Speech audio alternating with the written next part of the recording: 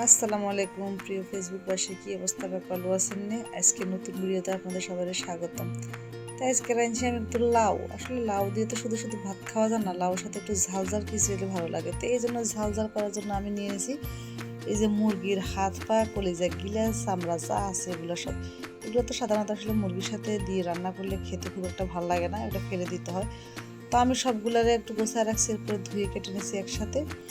এখন কড়াইয়ের মধ্যে একটু তেল দিছি, এর মধ্যে পেঁয়াজ কাঁচামরিচ দিছি, এগুলোর একটু ভেজে নেব। পেঁয়াজটা যেন একটু বাদামি হবে তখন আমি এর ভিতরে দিয়ে দেব রসুন বাটা। রসুন বাটাটা দিয়ে দেওয়ার পরে এগুলো একটু ভালো করে ভেজে নিচ্ছি।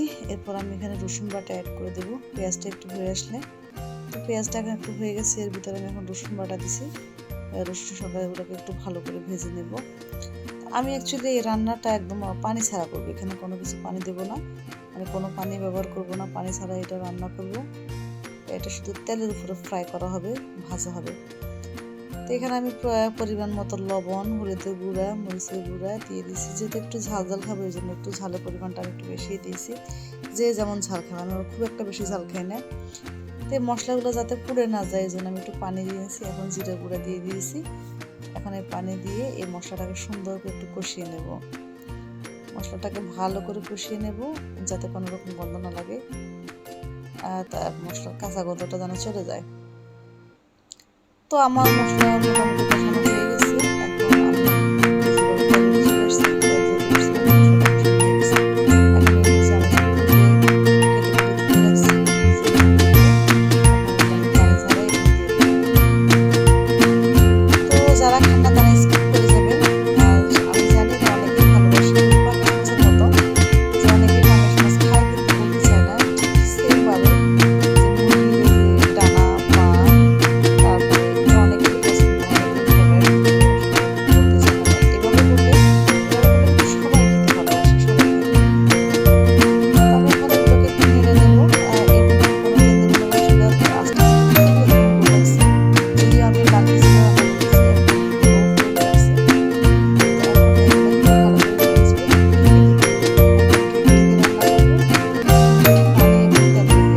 যেখানে মুরগির চামড়া আছে, চামড়া থেকে তেল এবং পানি বেরিয়ে আসবে, ওই পর্যন্তই আমি রান্না করব। একদম অল্প আঁচে এগুলোকে নেড়ে চেড়ে ভেজে নেব। এই যে এখন মোটামুটি হয়ে আসতেছে। খুব সুন্দর করে এটাকে ভেজে নিচ্ছি। তারপর আমি এখন কোনো পানি অ্যাড করব না, যেহেতু পানি বেরিয়ে আসছে। তো বন্ধুরা, কার কাছে কেমন লাগে এটা জানাবেন। এটা আসলে আমার খুব প্রিয়, আপনাদেরও যদি খাই ভালো লাগে। যদি মাংসের সাথে রান্না করি তখন এটা খাওয়া হয় না, এভাবে ভেজে করে খাওয়া যায়। তা আজকে আসলে আমার মন চাইছিল এটা খাওয়ার জন্য, তাছাড়া লাউর সাথে একটু ঝাল ঝাল হলে ভালো লাগবে, এই জন্য আমি এটা করা। তো আসলে এটা আসলে খুবই খুবই মজা হয়েছিল। যারা মুরগির এই যে ডানা কলিজা গিলা পছন্দ করে তারা এভাবে একবার করে খেয়ে দেখতে পারেন। আর এই যে দেখেন কি সুন্দর হয়ে গেছে। আসলে আমার এখানে ক্যামেরা বা লাইটিং ভালো না, আজকে আবহাওয়া বাইরে খুবই মেঘাচ্ছন্ন ছিল, এই জন্য ভালো লাইটিং পাই নাই, আলো পাই না। আমি তো সাধারণত সূর্যের আলোতে ইয়ে করি, রান্নাটা করি।